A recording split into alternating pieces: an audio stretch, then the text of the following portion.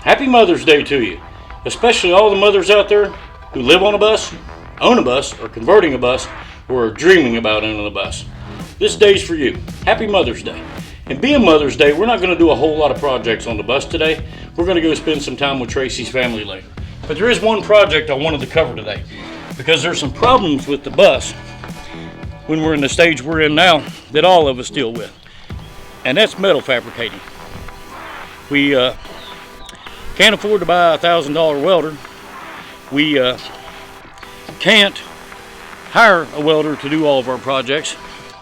So we look for alternative ways to do things. But I think I've got a way that you can do it the right way yourself. So stick around in this video because I think we have the solution. One thing I do need though, guys, I need you to subscribe. Subscribe to the channel. It'll tick along here. Hit the subscribe button and then hit the little bell for notification. I need to grow this channel. Our watch hours are really climbing right now and our subscriber count's good. But if you haven't subscribed to the channel, subscribe, because this is going to be a channel about how-to videos, how to help other people get their buses done. Go ahead and hit the subscribe button and learn how you can help yourself today. Here's some of the problems I've been facing on my bus. I've kind of dramatized those, and then we're going to go into what the solution is. This will be a good video, so watch the whole thing.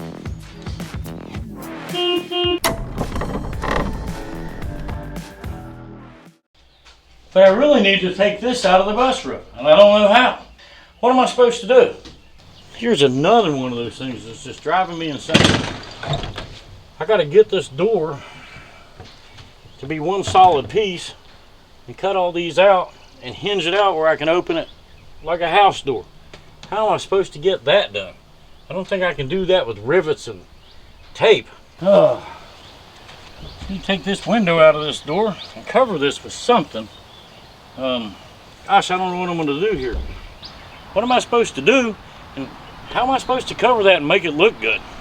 This window's got to go and this window's got to go, because this will be where the toilet's at. And this one is going to be in the corner of the bed where we're going to have shelves. And I got to leave this window, and I don't know how to cover these and make them look good. I can't put cardboard over the holes. I can't afford somebody to come and weld all these panels in this truck, and I certainly can't afford to spend $1,000 on a welder just to do the things I need to do on this bus. This is probably going to be the biggest problem that I have. I want to take this bumper off and extend this out 2 feet so that I can have a shelf back here and a place to keep propane tanks and other things, a little deck on the back. That's definitely going to require somebody to weld. And I don't even want to think what it would cost to hire somebody to come out here and weld all this. It's frustrating. But wait a minute. I think I have an idea. Those were just some of the problems I was trying to solve. But I came up with a solution.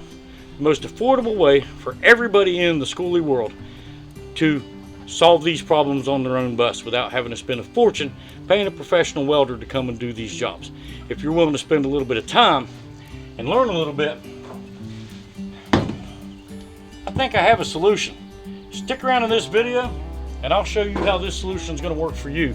And you can do it all for under $200, under $300 with all the supplies.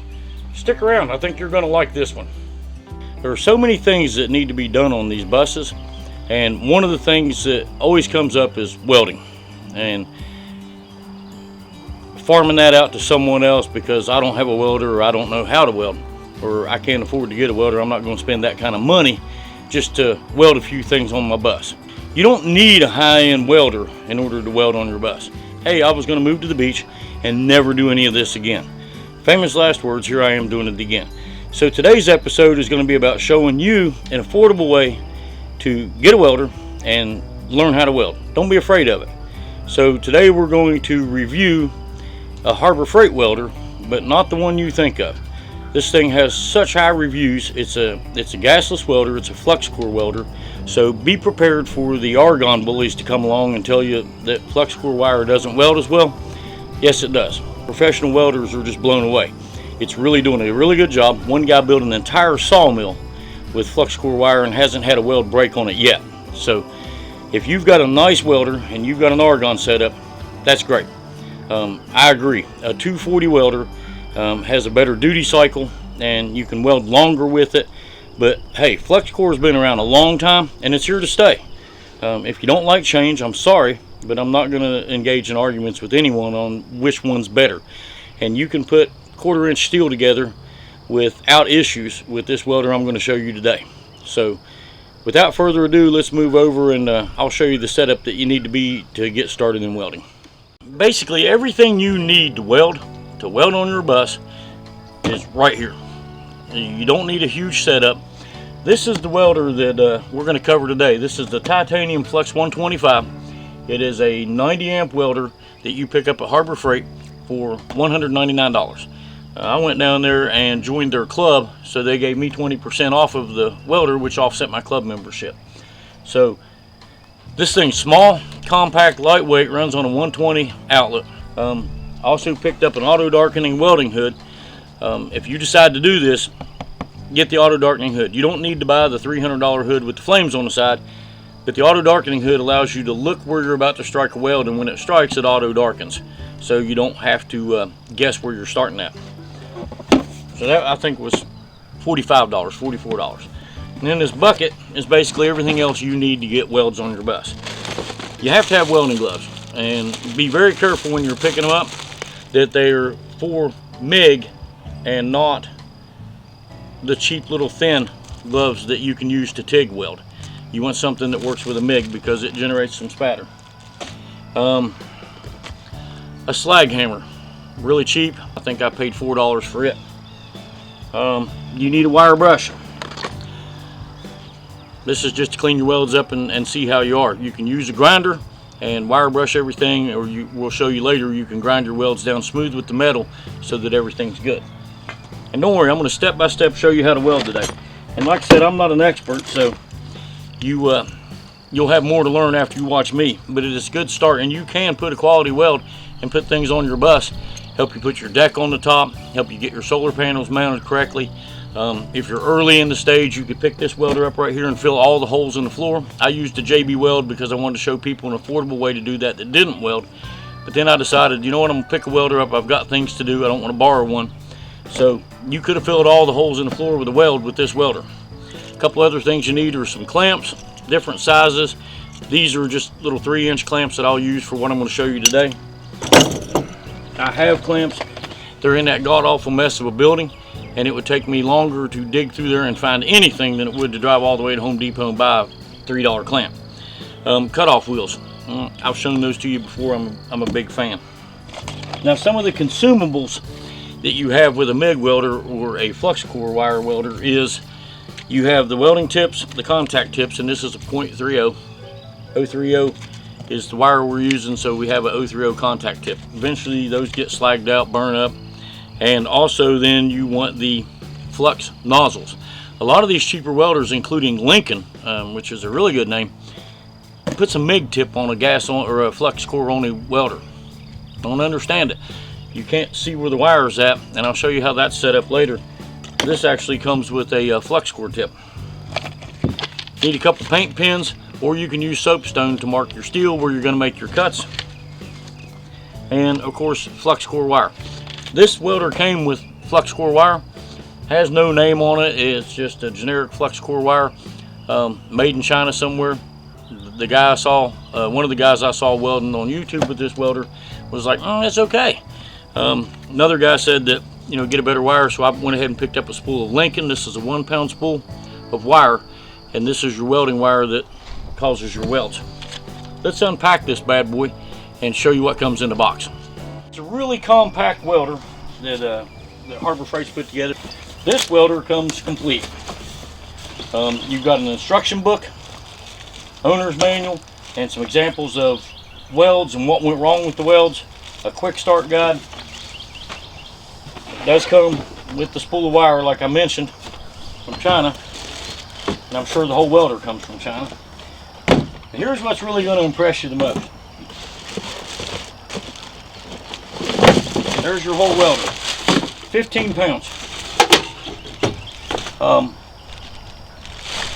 I still have some reservations as to whether this is going to do what I need it to do, and that the 60 people I watched on YouTube weren't paid by Harbor Freight to sell it. but I really don't believe that's the case. For those of you that are gas welders that use argon and use big welders, at least get through this video and understand that I'm not trying to compare it to your big welder, but I am telling you this thing's going to make quality welds. It does come with a shoulder strap so that you can carry your welder with you and go weld wherever you're. I don't know, maybe working on a bus I will wear it on a shoulder strap. I don't know, I don't see that happening. So let's look at this thing a little bit closer up. Okay, what we see here, first of all, this thing actually has a gasless flux core tip. Your other welders that you buy typically have a true MIG tip on it, which is a wider copper tip that comes out to here, and you can't really see where your wire is going to. But it seems like a pretty heavy, quality made tip for a cheap welder. This is your adjustment for your heat. So you've got an adjustment from A through J. 1/4 inch you're going to be somewhere between G and H. You're not going to be all the way down to I or J. Wire speed control. Like I said, you can put this on half settings. It's not click, click, click 1 or 2. You can get that adjusted very fine-tuned. When you open the top of the welder up, the chart in the back will tell you, let's see what we've got here.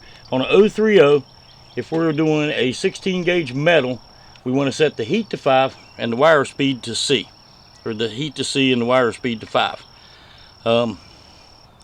If we do 3/16, we're going to set it to 10 and f.5. 1/8 inch.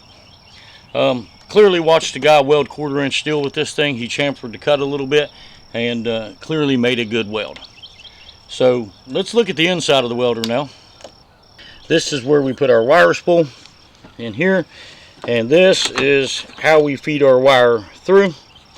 We also have a cold wire feed button here that'll let us load the gun. If you take this off, this wheel's both sided.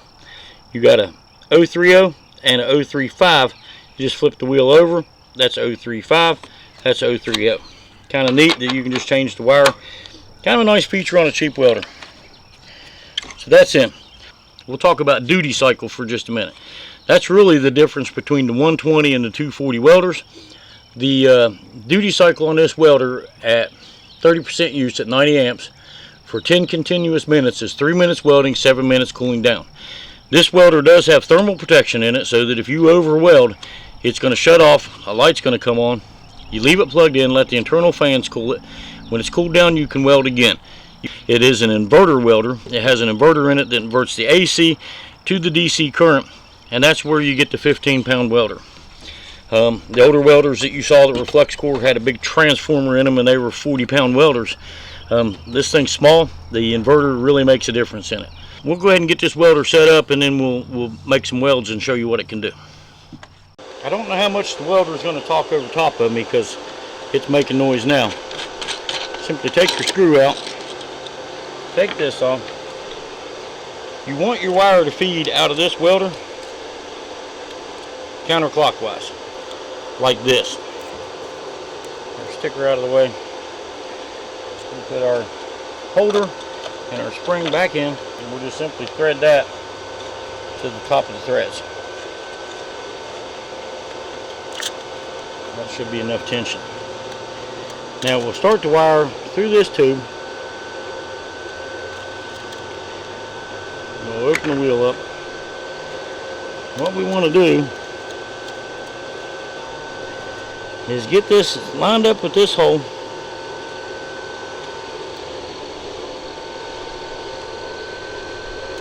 And through that.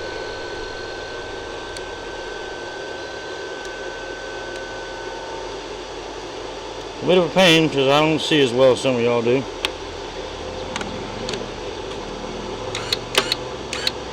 Okay, so now we've got everything through this one. We've closed this gate back up, adjusted our tension enough. We've got it lined up on the groove in the wheel, and we got the separate wheel, and we've got it into the hole that goes into the wire feed. So currently all we have to do is feed wire, and we'll use this cold feed button that's right here. And what we're going to do is Watch the wire to come out of the end of the hose.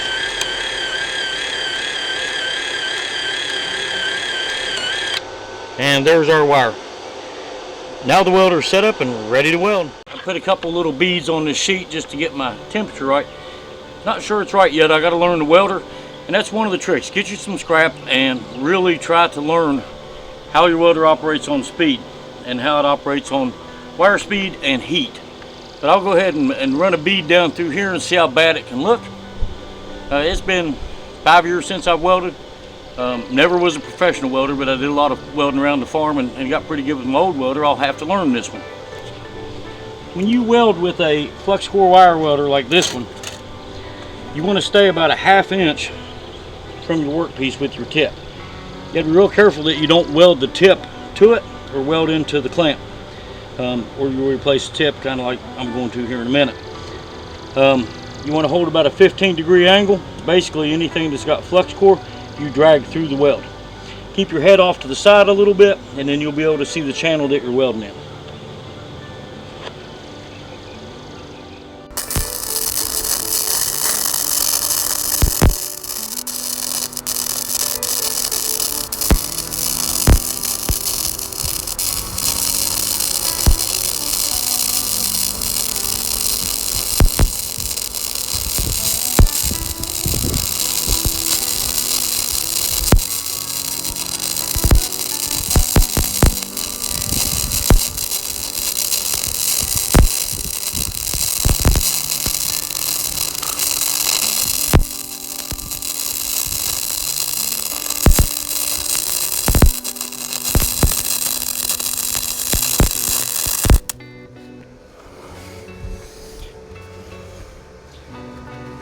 Well, as you can see, that puts a pretty good weld on for a flux core wire.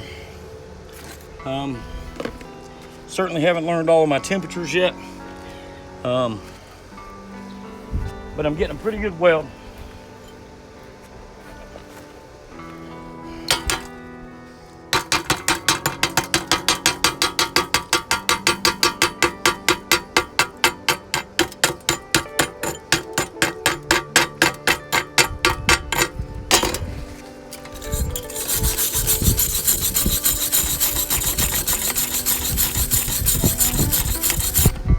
That's a fairly good weld for the first time trying to get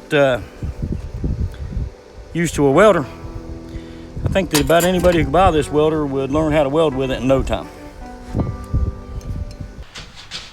As you can see, this little welder did a pretty good job on its first go round. Now, this is available at Harbor Freight. This is the $199 flux core welder.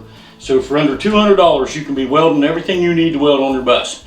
Get you some practice steel and learn to weld a little bit before you get started. It'll save a lot of time grinding and cutting welds out. Another thing, don't buy your steel at Lowe's or Home Depot or a place like that. Call your local welding supply store where the professional welders purchase at, and if they don't sell bulk steel, they'll be able to tell you where the closest steel yard is to you, and it'll be pennies on the dollar compared to what you're paying at the big box stores for little pieces of steel. You can get a 16 gauge steel in a 5x10 or a 4x8 sheet, take a cutting wheel on a grinder and cut what you need, cut it, square it, and put it in. On the little welder itself, I give it 10 out of 10 for a flux core welder that I wasn't expecting nearly as much from. I said early in the video, even though I had watched other people use this welder, I had my reservations. I don't have any reservations anymore. The only thing lacking from this welder is my skill. I'm a little out of practice on welding. Good control on the welding stick. You just barely touch it and you get power. Pull it a little bit more all the way in and you get wire feed. The settings are amazing, and I can't wait to play with this a little bit more and get to where I can get my temperature right and my wire speed right, because I believe this thing's going to cut some really, really nice welds. Now, most things on a bus that you weld in, like panels, you want to cover over a window area or you want to fix a door, you're going to use a little bit of auto body filler to go around and feather the edges to make it right. I mentioned earlier on in the video, we're going to take our emergency hatch out. We're going to put 16 gauge steel on the roof. I'm going to weld a couple braces in, and I'm going to make that hole just big enough for a max air fan. The problem with the emergency hatch is parts are impossible to get. They're all different sizes. I've called a couple of local junkyards where I know people that have old buses sitting there. None of them have an emergency hatch that's in any better shape than mine, and most of them aren't even the same size. So we're just going to eliminate that rooftop emergency hatch, weld steel in on the roof, get everything feathered out before we paint the roof, and put a max air fan in that hole. So I hope you enjoyed this video. I hope that you're encouraged that if there's things you weren't going to do because you didn't have a welder and couldn't afford $1,000 to go buy a welder, that you might be a little more encouraged now to make a purchase. Harbor Freight doesn't have the best reputation on things, but this is a highly rated welder. Look at some of the other videos if you want before you go buy it. Just do search on the titanium 125 and watch some of the professionals weld with this thing. They do a better job than I do, but I didn't do a bad job considering I'm out of practice. So that's this week's video. Working full-time yesterday at the grill job, I didn't have a lot of time to get things done. Tracy's out again cleaning beach houses. I got to get a few things done around here because she's not here. And today is Mother's Day. My mother passed years ago. God bless Elizabeth, because I miss her every single day. But Tracy's mom and dad are still alive and doing really well. So we're going over to their house later today and spend time with them for Mother's Day. So the bus is kind of going to get put off. If you're a mother, happy Mother's Day to you. So that's really it. If you have questions, put comments down, and don't forget to subscribe. I really need subscribers. It's the only thing I really need, and I'm getting a lot of watch hours on the videos. It reverted back to one of the homestead videos on how to drill a well, really kicked off last week, where we hand drilled a well with an auger right here on the farm early in the winter this year. But that's the welder. Get one, practice, put in the comments, tell me when you get it, show me some of the stuff you're doing, and don't be afraid to try. The whole bus is a new experience to you. Most of you aren't master carpenters, you're not master electricians, you're not solar panel experts. You're learning this as you go, and this is no more difficult than putting a set of solar panels in or trying to figure out how to cut that dag-blasted curve that we all work on when we put walls in a bus. So this is just another step. $200 investment, $40 for the hood. I probably got $30 in miscellaneous supplies, so well under $300, and I'm going to be welding all the projects I need to weld. Y'all have a great weekend. Happy Mother's Day to you, and we'll catch you on the next episode.